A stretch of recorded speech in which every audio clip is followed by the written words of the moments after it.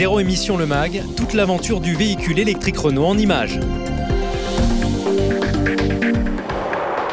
Au sommaire de ce 6e numéro, la 80e édition du Salon de Genève. Les constructeurs automobiles ont pu présenter leurs dernières innovations en matière de véhicules propres. Puis rencontre avec Uwe Orgeschurz, directeur de la division entreprise de Renault. Il nous explique le rôle joué par les clients grands comptes dans le succès du véhicule électrique de Renault. Tendance verte pour l'édition 2010 du Salon automobile de Genève qui s'est tenue du 4 au 14 mars. La présentation de nombreux modèles innovants annonce un marché automobile en pleine conversion. En matière de véhicules électriques, Renault a mis sous les feux des projecteurs sa future gamme zéro émission, le biplace urbain Twizy Z2 Concept, la Zoé Z2 Concept et la berline familiale Fluence Z2 Concept.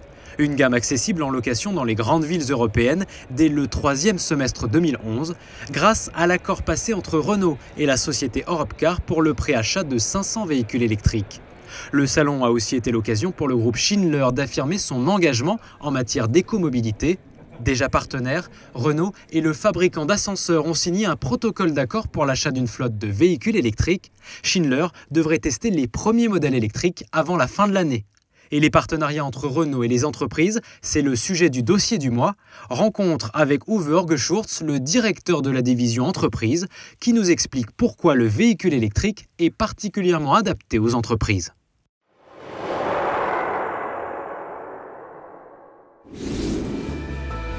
Uwe Orgeschurz, directeur de la division entreprise de Renault.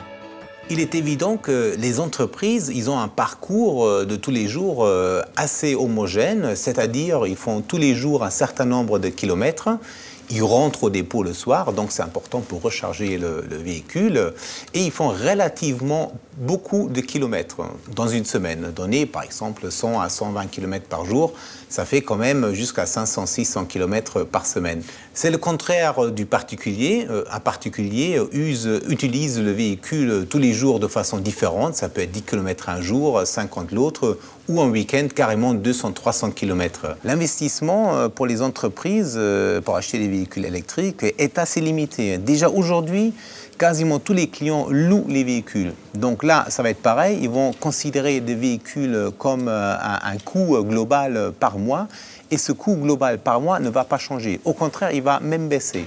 Donc l'investissement n'est pas si important. Et les clients vont très vite sentir la différence de coût. Donc ils vont s'intéresser à basculer très rapidement vers les véhicules électriques. Le TCO, on l'appelle Total Cost of Ownership. Donc le coût global de l'achat et de l'usage d'un véhicule. Et pour une entreprise, il peut y avoir des gains en TCO pour un véhicule électrique. Pourquoi ? Parce qu'un véhicule électrique, pour charger la nuit, coûte à peu près 2 à 3 euros dans un pays comme la France. Donc c'est bien moins cher que s'il doit prendre l'essence qui est aux alentours de 15 à 20 euros par jour. Il est clair que la fiscalité peut pousser les entreprises dans les différents pays, en France d'abord, mais aussi dans les autres pays, à acheter un véhicule plutôt électrique car zéro émission. La fiscalité, c'est quoi? La fiscalité, c'est avant tout la TVS, la taxe de véhicules société, mais il y a aussi le bonus-malus ou la TVA. Tous les pays sont en train de subventionner dans un premier moment les véhicules électriques et dans un deuxième moment, ils vont pénaliser les voitures thermiques pour des raisons de pollution, de CO2 et d'autres. D'ailleurs, les gouvernements ont un intérêt de créer une fiscalité favorable pour le véhicule électrique parce que ça peut baisser la dépendance des pays des énergies fossiles qui viennent souvent pas d'Europe mais d'autres pays. Or que l'électricité, on peut la produire relativement bon marché dans nos pays en Europe.